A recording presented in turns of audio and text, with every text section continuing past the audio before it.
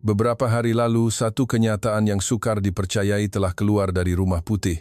Malaysia tidak mengenang budi. Itulah kata-kata yang diucapkan sendiri oleh Presiden Trump. Beliau mendakwa Amerika Syarikat menempatkan 45,000 anggota tentera untuk melindungi Malaysia, tetapi Malaysia tidak membantu mereka. Namun, ada sesuatu yang aneh. Jumlah sebenar anggota tentera Amerika yang terlibat dalam kerjasama pertahanan dengan Malaysia adalah sekitar 2,500 orang sahaja, bukan 28,500 seperti di Korea, apatah lagi 45,000. Presiden Amerika Syarikat menyalahkan Malaysia tanpa mengetahui angka sebenar negaranya sendiri. Apabila kenyataan ini tersebar, rakyat Amerika sendiri yang mula membantah. Yang patut berasa malu ialah pihak kami, kata mereka. Seorang senator AS malah mencadangkan untuk menggunakan fasal perlembagaan bagi menggantung kuasa presiden. Apa sebenarnya yang sedang berlaku? Inilah kisah sebenar tentang Malaysia yang dibuktikan dengan angka. Segalanya bermula beberapa hari lalu di Bilik Taklimat Rumah Putih, Washington. Di hadapan puluhan kamera yang tidak henti-henti berkelip, Presiden Trump melangkah ke podium. Topik sidang media pada hari itu sepatutnya mengenai situasi perang dengan Iran. Konflik ketenteraan yang telah berlarutan lebih sebulan masih belum menemui jalan penyelesaian. Namun, di majelis itu, nama sebuah negara tiba-tiba terpacul dari mulut Presiden Trump. Negara itu ialah Malaysia. Kami menempatkan 45,000 anggota tentera di Malaysia, betul-betul di sebelah Laut Cina Selatan yang dikuasai Cina, katanya. Tetapi Malaysia tidak membantu kami. Sebentar, mari kita berhenti seketika. Ada sesuatu yang sangat aneh dalam kenyataan ini. 45,000? Jumlah penglibatan tentera AS di Malaysia dalam latihan bersama dan program keselamatan serantau tidak pernah mencecah angka itu. Angka 45,000 adalah cerita berpuluh-puluh tahun lalu, itu pun di negara lain. Presiden Amerika Syarikat tidak tahu jumlah tenteranya sendiri. Beliau telah melebihkan angka sebenar sebanyak hampir 42,500 orang. Namun, ada masalah yang lebih serius daripada kesilapan angka itu. Malaysia tidak membantu kami. Itulah ayat yang paling berbisa. Perang dengan Iran adalah pilihan Amerika Syarikat sendiri, bukan tanggung jawab Malaysia. Tetapi apabila perang itu tidak berjalan seperti yang dirancang, Presiden AS berdiri di podium dan menyalahkan negara sekutunya sambil membesar-besarkan angka. Tidak tahu diuntung. Begitulah media Amerika mentafsirkan kenyataan Trump itu. Mereka menganggapnya sebagai satu cubaan untuk melabel Malaysia sebagai negara yang tidak mengenang budi. Tetapi hari ini, saya ingin mengupas cerita ini dengan satu soalan. Benarkah Malaysia tidak pernah membantu Amerika Syarikat? Adakah gelaran tidak mengenang budi itu benar-benar layak untuk Malaysia? Biar angka yang berbicara hari ini. Apabila mendengar kata-kata Malaysia tidak membantu AS, perkara pertama yang ingin saya sahkan ialah, pernahkah Malaysia menghantar rakyatnya ke medan perang demi Amerika Syarikat? Jika ya, berapa ramai? Mari kita buka rekod sejarah. Tahun 1993, bulan Oktober, Mogadishu, Somalia. Misi Pengaman Pertubuhan Bangsa-Bangsa Bersatu, PBB, di Somalia, UNOSOM II, sedang berada di kemuncaknya. Amerika Syarikat, sebagai kuasa utama misi itu, meminta sokongan daripada negara-negara sekutu. Tahukah Anda berapa pendapatan per kapita Malaysia ketika itu? Masih di peringkat negara membangun. Negara baru sahaja mula merasai kepesatan ekonomi. Dalam keadaan negara sedang membina dirinya, Amerika Syarikat meminta tolong, dan Malaysia menyahut panggilan itu. Bermula dengan penghantaran batalion Malaysia, Malbat, ke zon konflik, ribuan prajurit negara dihantar ke bumi Somalia yang bergolak. Selama lebih 2 tahun, seramai 8,000 anggota Angkatan Tentera Malaysia telah berkhidmat di bawah panji PBB di sana. Tahukah Anda betapa besarnya skala ini? Dari segi sumbangan tentera bukan Afrika, Malaysia adalah antara penyumbang terbesar. Bukan United Kingdom, bukan Jerman, bukan Perancis, tetapi Malaysia. Cuba Anda bayangkan angka 8,000 itu. Ia seumpama setiap pemuda dari bandar seperti Alor Setar dihantar ke sebuah negara asing yang sedang bergelut dengan perang saudara, dan seramai 1 askar terkorban dalam pertempuran hebat dan 9 lagi cedera. Angka-angka ini mungkin kecil, tetapi pengorbanan mereka amat besar. Adakah Presiden Trump tahu tentang angka-angka ini? Seseorang yang salah mengira jumlah tenteranya sendiri sebanyak puluhan ribu. Adakah beliau tahu tentang darah dan nyawa yang Malaysia korbankan demi misi yang diterajui sekutunya? Bukan hanya di Somalia. Apabila AS melancarkan perang melawan keganasan selepas serangan 9,11, Malaysia sekali lagi tampil membantu. Kali ini dengan cara yang berbeza. Pada tahun 2003, kontingen perubatan Malaysia telah ditubuhkan dan dihantar ke Afghanistan. Perubatan dan kemanusiaan adalah teras misi ini. Seramai ratusan anggota perubatan tentera Malaysia ditempatkan di wilayah Bamiyan. Mereka antara kontingen ketiga terbesar yang menyediakan bantuan kemanusiaan selepas AS dan UK. Tetapi apa yang dilakukan oleh pasukan ini di medan perang sangat istimewa. Mereka tidak melepaskan tembakan. Selama 4 tahun berkhidmat di sana, inilah yang dilakukan oleh pasukan Malaysia. Mereka membina sekolah, mereka menubuhkan klinik, mereka menggali telaga, mereka membaiki jalan raya, mereka mengajar anak-anak tempatan kemahiran hidup. Apabila doktor tempatan tidak mencukupi, para doktor tentera Malaysia merawat penduduk secara langsung. Jika dikira secara keseluruhan, hampir 1,000 anggota telah terlibat dalam misi ini dan puluhan ribu penduduk tempatan telah mendapat manfaatnya. Mereka pergi ke medan perang membawa stetoskop, bukan senapang. Mereka mengedarkan buku nota, bukan peluru. Tahukah anda apa yang berlaku apabila pasukan Malaysia hendak berundur? Terdapat catatan yang menyebut bahawa penduduk tempatan di Bamiyan keluar beramai-ramai di hadapan kem mereka, merayu supaya mereka tidak pergi. Bayangkan, di zon perang, penduduk tempatan meminta tentera asing untuk kekal. Itulah bukti peranan tentera Malaysia di bumi itu. Bukan hanya Somalia dan Afghanistan. Dari Lubnan hingga Timor Leste, sejak kemerdekaan, Malaysia telah menghantar lebih 35.000 anggota tentera ke lebih 10 wilayah di seluruh dunia. 5.000 orang. Walaupun negara sendiri tidak diserang, apabila sekutu atau komuniti antara bangsa memanggil, Malaysia pergi. Sejak dari zaman negara masih membangun lagi. Namun, pada bulan April 2020, di atas podium Rumah Putih di Washington, Presiden Amerika Syarikat berkata, Malaysia tidak membantu kami, tidak membantu. 8.000 orang pergi ke Somalia, ada yang tidak kembali. Adakah itu rekod sebuah negara yang tidak membantu? Tetapi, cukuplah cerita tentang pengorbanan. Sekarang, mari kita beralih kepada cerita yang lebih positif. Mari kita lihat berapa banyak wang yang telah Malaysia belanjakan untuk Amerika Syarikat. Apabila Presiden Trump bercakap tentang Malaysia, ada satu perkataan yang tidak pernah lekang dari mulutnya. Keselamatan serantau. Kami hantar tentera kami untuk melindungi kamu. Nadanya sentiasa begitu. Seolah-olah AS sedang memberikan hadiah besar kepada Malaysia. Tetapi, bukankah hadiah itu selalunya percuma? Adakah ia benar-benar percuma? Mari kita lihat angka-angkanya. Di Lumut, Perak, terletaknya sebuah fasiliti yang dikenali sebagai Pusat Keselamatan Maritim Selat Melaka. Ia adalah salah satu pusat penyelarasan maritim terpenting di dunia yang memantau laluan perkapalan paling sibuk di planet ini. Luasnya, hampir 5 kali ganda saiz KLCC Park. Bayangkan 3.500 buah padang bola sepak dibentangkan di situ. Kebanyakan kerjasama maritim antara AS dan Malaysia berpusat di sini dan fasiliti berkaitan. Termasuk keluarga dan kaki tangan awam, ia boleh menampung sehingga puluhan ribu orang pada satu-satu masa. Fasilitinya juga bertaraf dunia, sekolah, hospital, pusat beli belah, padang golf, panggung wayang semuanya ada. Ia dinilai lebih baik daripada mana-mana pangkalan AS di tanah air mereka sendiri. Ia menjadi salah satu penempatan luar negara yang paling diminati oleh anggota tentera AS. Jadi, siapakah yang membina pusat kerjasama maritim bertaraf dunia dan terbesar ini? Jumlah kos pembinaan adalah kira-kira 10 bilion dolar atau sekitar RM50 bilion. Tahukah anda berapa peratusan yang ditanggung oleh Malaysia? 92%. Daripada RM50 bilion itu, Malaysia membayar hampir RM46 bilion.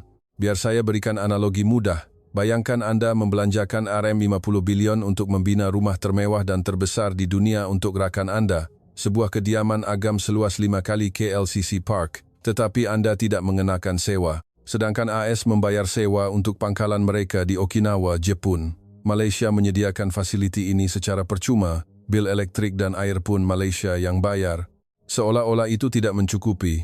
Malaysia setiap tahun membayar dana yang dipanggil sumbangan perkongsian pertahanan. Pada tahun 2026, jumlahnya adalah kira-kira RM5.2 bilion. Coba anda rasai betapa besarnya angka ini. Jika dibahagikan setiap hari, ia berjumlah RM14.2 juta. Setiap pagi apabila rakyat Malaysia bangun dari tidur, RM14.2 juta dibelanjakan untuk kerjasama pertahanan dengan AS. Tiada cuti pada hari Ahad, cuti umum, hari raya, atau tahun baru Cina, tetapi ia tidak berakhir di situ.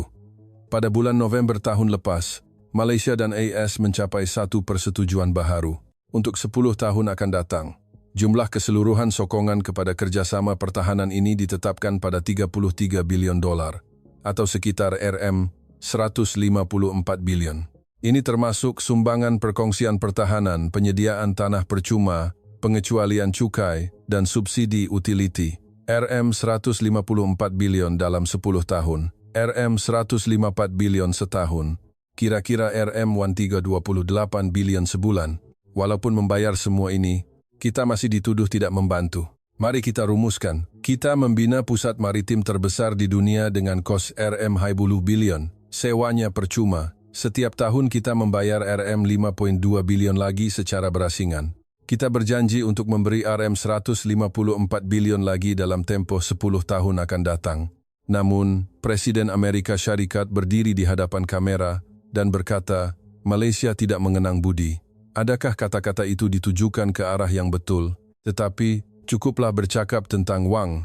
Cerita yang akan saya sampaikan selepas ini agak berbeza. Ia bukan tentang AS menerima wang Malaysia, tetapi tentang AS meminta bantuan daripada Malaysia. Apabila Anda mendengar tentang Tentera Laut AS, imei apa yang terlintas di fikiran Anda? Kapal pengangkut pesawat gergasi, kapal pemusnah canggih, kapal selam nuklear. Gelaran terkuat di dunia seolah-olah sinonim dengan mereka. Tetapi, tentera laut terkuat di dunia itu kini menghadapi satu masalah yang tidak dijangka.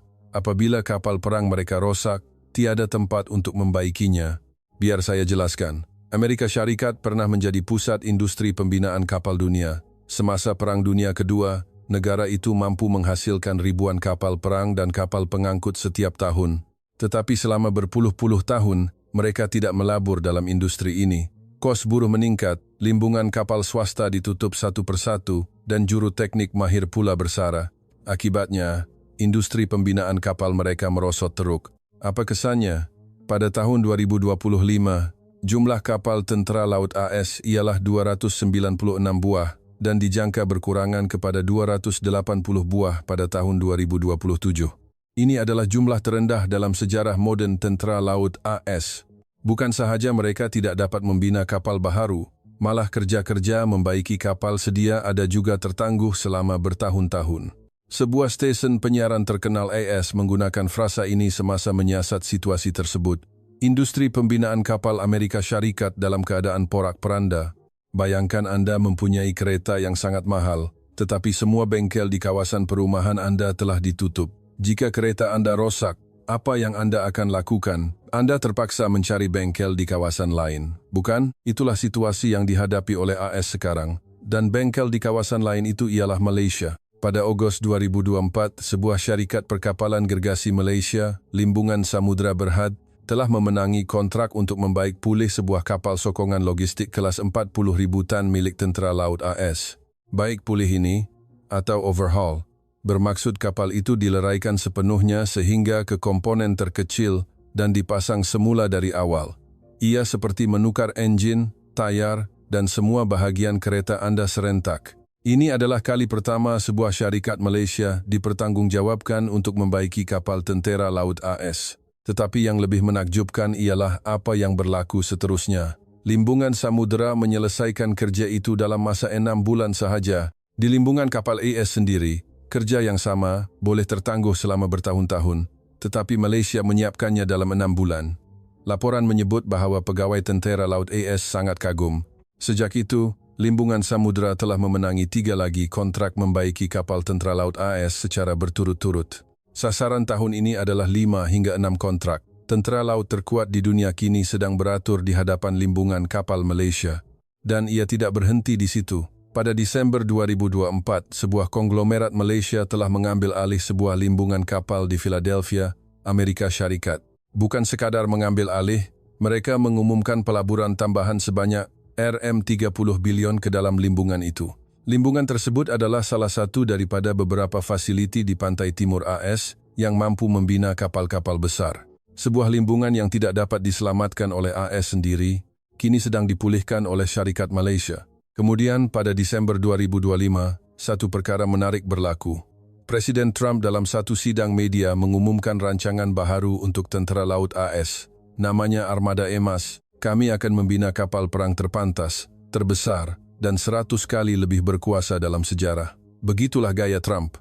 Tetapi di manakah armada emas ini akan dibina? Di limbungan kapal milik Malaysia di Philadelphia. Presiden Trump sendiri menyebut nama syarikat Malaysia itu. Keesokan harinya, harga saham syarikat itu melonjak 10%. Coba Anda lihat aliran ini. Pada Desember 2025, Presiden Trump berkata beliau akan membina armada emas bersama syarikat Malaysia. 3 bulan kemudian, pada April tahun ini, Presiden Trump yang sama berkata, Malaysia tidak membantu kami. Kata-kata itu keluar dari mulut orang yang sama. Tentara Laut AS meminta Malaysia menyelesaikan masalah yang tidak dapat mereka selesaikan di limbungan sendiri. Presiden AS sendiri memohon kepada syarikat Malaysia untuk membina kapal perangnya, tetapi masih dituduh tidak membantu. Siapa sebenarnya yang sedang membantu siapa? Bukan itu sahaja. Sebenarnya, terdapat banyak sektor dalam ekonomi AS yang akan terhenti jika Malaysia tiada. Sekarang, mari kita bincangkan hal itu. Coba Anda bayangkan senario ini, esok pagi, semua syarikat Malaysia di Amerika Syarikat menghentikan operasi mereka.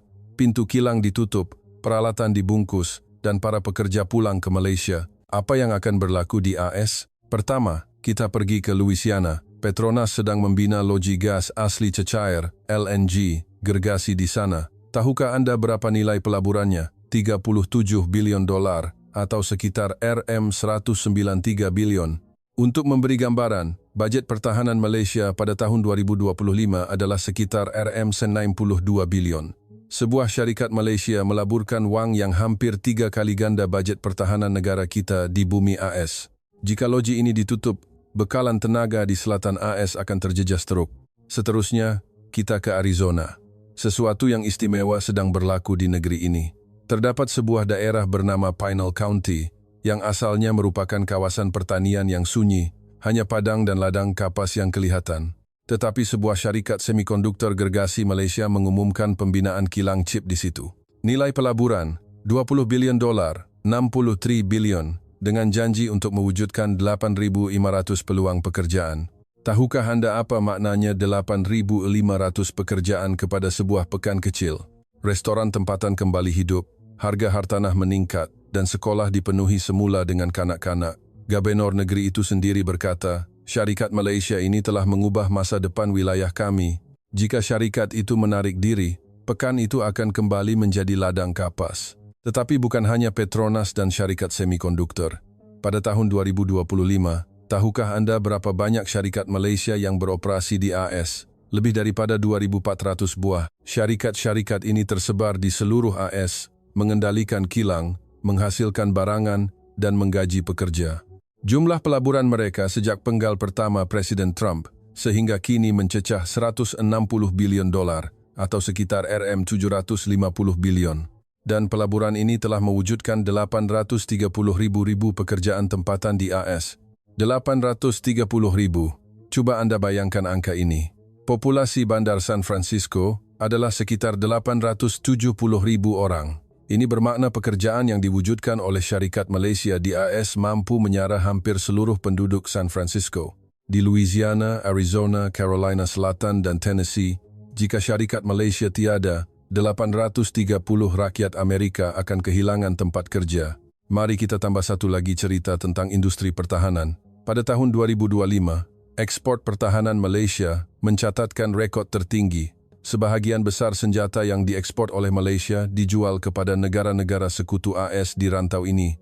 Contohnya, Filipina dan negara-negara Timur Tengah. Mereka membeli kapal peronda dan kenderaan perisai buatan Malaysia dalam jumlah yang besar. Ini mengukuhkan pertahanan serantau. Apa maknanya ini? Apabila negara-negara sekutu AS menjadi lebih kuat dari segi ketenteraan, beban yang ditanggung oleh AS akan berkurangan.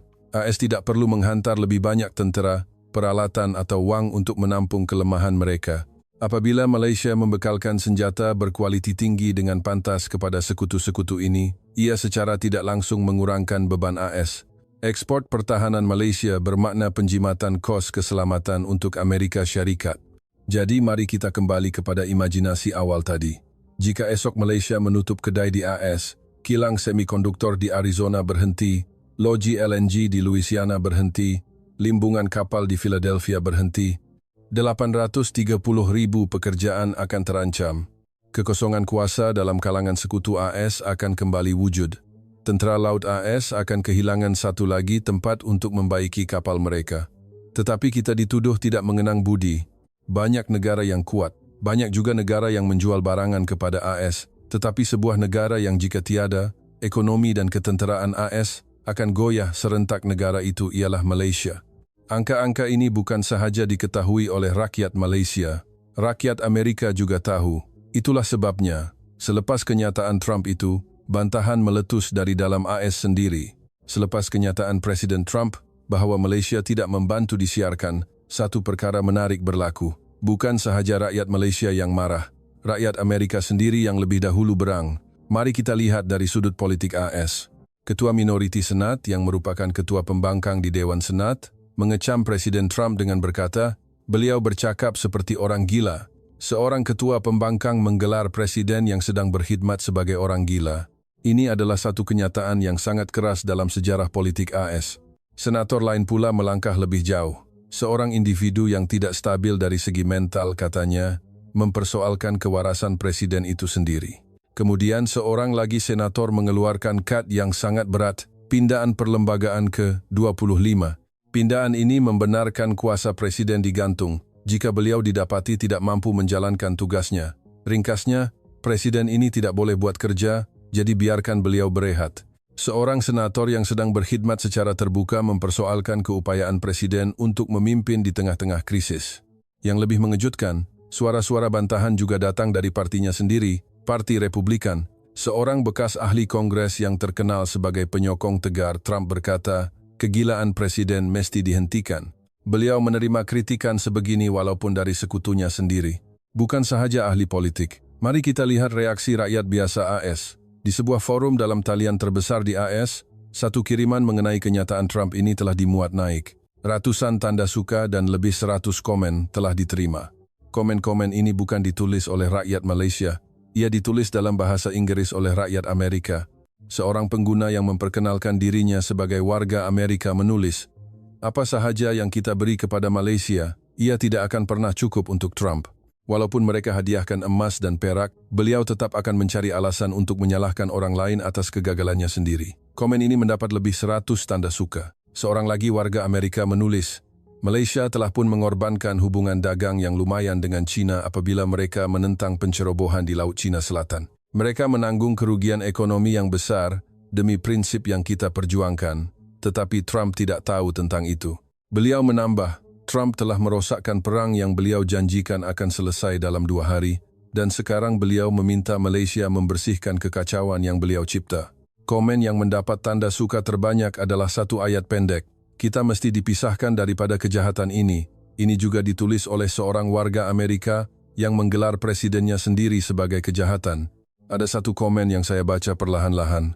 Saya warga Amerika. Saya kini berada di Malaysia. Setiap kali saya menonton berita, hati saya hancur. Saya tidak pernah mengundi lelaki itu. Saya minta maaf kerana negara saya telah melepaskan kejahatan ini ke dunia.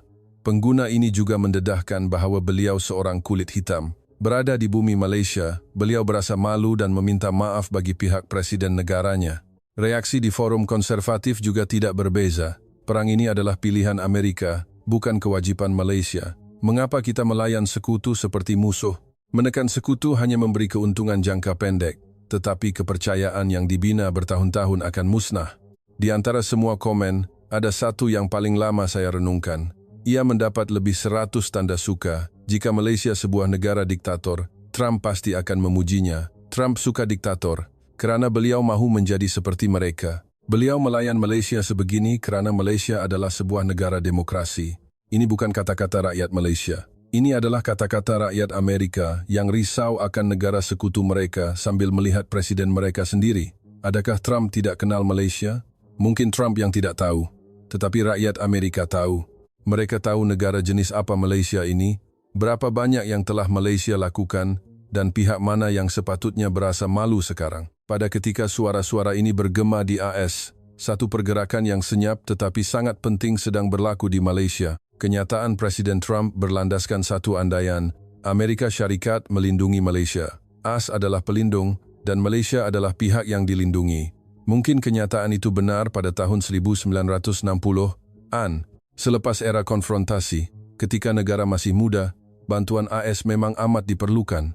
Tetapi sekarang adalah tahun 2026, 60 tahun telah berlalu. Apa yang telah berlaku kepada Malaysia dalam tempoh 10 tahun itu? Mari kita lihat beberapa angka. Kekuatan tentera Malaysia berada di kedudukan ke-46 daripada 145 negara di dunia. Ia mungkin bukan kuasa besar, tetapi ia adalah kuasa serantau yang disegani, jauh di hadapan banyak negara Eropah. Negara yang bermula dengan ekonomi berasaskan komoditi kini mempunyai kekuatan ketenteraan yang dihormati. Adakah ini gambaran sebuah negara yang dilindungi? Mari kita lihat dengan lebih teliti keupayaan yang dimiliki. Malaysia mempunyai keupayaan untuk membangunkan sistem pertahanannya sendiri. Kita menghasilkan kenderaan perisai, kapal peronda, dan sistem persenjataan kita sendiri. Kita mempunyai pasukan khas yang diiktiraf antara yang terbaik di dunia. Kita telah melancarkan satelit pemantauan kita sendiri ke orbit. Ini bermakna kita boleh mengawasi rantau kita sendiri tanpa perlu meminjam mata orang lain. Dan jangan lupa tentang industri pertahanan kita. Ekspor pertahanan Malaysia mencapai rekod pada tahun 2025. Dunia membeli senjata buatan Malaysia. Kapal peronda buatan kita menjaga perairan negara-negara jiran dan kenderaan perisai kita berkhidmat di bawah panji PBB di seluruh dunia. Malaysia telah berubah sepenuhnya dari negara pembeli senjata kepada negara penjual senjata. Mengapa saya menceritakan semua ini? Kerana anda perlu memahami sifat sebenar kerjasama pertahanan AS Malaysia. Presiden Trump menggambarkannya sebagai hadiah untuk Malaysia, tetapi pakar keselamatan AS berfikir sebaliknya. Kerjasama ini bukan semata-mata untuk Malaysia. Ia adalah pangkalan hadapan paling efisien yang menyokong strategi AS di Asia Tenggara. Biar saya jelaskan. Negara mana yang paling dirisaukan oleh AS sekarang? China. Menyekat pengembangan kuasa ketenteraan China adalah keutamaan nombor satu keselamatan AS. Untuk menyekat China, tentera AS perlu berada di Asia Tenggara. Kehadiran yang dekat membolehkan tindak balas yang pantas. Dan pusat strategik bagi tentera AS di Asia Tenggara ialah Malaysia. Itulah sebabnya kerjasama di Selat Melaka sangat penting. Dengan kehadiran di Malaysia, AS boleh memantau seluruh Asia Tenggara dan mengerahkan tentera dalam masa 72 jam jika berlaku kecemasan. Tanpa Malaysia, AS akan kehilangan keupayaan ini. Akan ada lubang besar dalam strategi mereka untuk membendung China. Analoginya seperti ini, Malaysia adalah seperti sebuah balai bomba untuk AS di Asia Tenggara. Sebuah balai bomba yang terletak di lokasi paling strategik untuk memadamkan kebakaran dengan pantas. Dan balai bomba itu, Malaysia yang sediakan tanah, Malaysia yang bina bangunan, dan Malaysia yang tanggung kos operasinya. Tetapi ketua balai bomba datang dan bertanya, "Apa yang kamu dah berikan kepada kami?" Dan sekarang kerajaan Malaysia sedang melakukan satu lagi perkara penting. Ketika AS terikat dengan perang di Timur Tengah, bayangkan jika ketegangan ketenteraan meletus di Laut China Selatan. AS akan terperangkap dalam situasi paling buruk, memadamkan api di dua tempat serentak. Berperang di dua medan pada masa yang sama adalah mimpi ngeri bagi AS. Tetapi kerajaan Malaysia kini sedang menguruskan ketegangan serantau secara langsung. Melalui diplomasi proaktif dengan negara-negara jiran dan China, Malaysia memastikan tiada situasi luar jangkaan meletus di rantau ini. Tahukah anda betapa besarnya bantuan ini kepada AS? Kerana Malaysia menstabilkan rantau ini, AS dapat menjimatkan tenaga dan menumpukan perhatian kepada Timur Tengah. Presiden Trump berkata beliau menanggung risiko kerana Malaysia. Realitinya adalah sebaliknya. Kerana Malaysia menguruskan risikonya sendiri, beban AS menjadi lebih ringan. Mari kita rumuskan. Kekuatan tentera serantau yang disegani, industri pertahanan yang mengekspor ke seluruh dunia, pasukan khas bertaraf dunia, pangkalan hadapan yang penting untuk strategi AS di Asia Tenggara, dan keupayaan diplomasi proaktif yang menguruskan ketegangan serantau. Adakah ini gambaran sebuah negara yang dilindungi? Malaysia bukan lagi sebuah negara di bawah lindungan sesiapa. Di antara negara-negara sekutu, ia adalah negara yang paling teguh menjaga hal ehwalnya sendiri, bukan lagi beban kepada AS, tetapi rakan kongsi yang paling boleh diharap.